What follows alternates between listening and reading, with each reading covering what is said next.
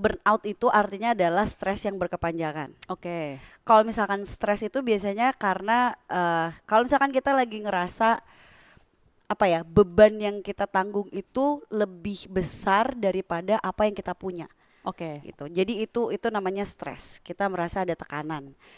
Ketika kita stres berkepanjangan itu bisa jadi burnout.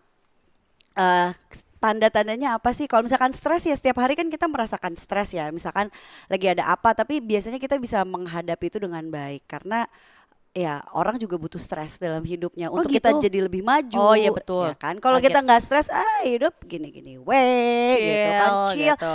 Ya ada orang yang kayak gitu juga sih. Tapi secil-cilnya orang juga dia pasti ada keinginan untuk lebih baik lagi. Hmm. Atau misalkan stres-stres kayak kalau gue nih, Hmm. gue suka naik roller coaster, itu stres yang baik juga buat gue. Oh Tapi oke. nggak mungkin nggak buat semua orang gitu. Heeh. Tapi ada juga stres yang membebani. Tapi kita tuh setiap orang pasti punya cara menghandle stres masing-masing, namanya coping mechanism Oke. gitu, cara beradaptasi dengan satu masalah. Heeh. Jadi terus kalau misalkan kita udah stres terus menerus tanpa kita punya cara yang sehat untuk beradaptasi dengan satu masalah, lama-lama jadi burnout. Oke. Ciri-cirinya apa? Ciri-cirinya rasa kelelahan yang luar biasa. Oke. Kok rasanya kayak udah tidur cukup masih lelah, bangun tidur lelah, mau tidur lelah, mau ngapain lelah. Mm-mm. Terus sama pekerjaan, biasanya nih apa namanya, hubungannya sama pekerjaan. Ada juga Oh sih dengan parenting burnout juga ada, tapi oke. biasanya berhubungan dengan role atau pekerjaan Heeh. gitu.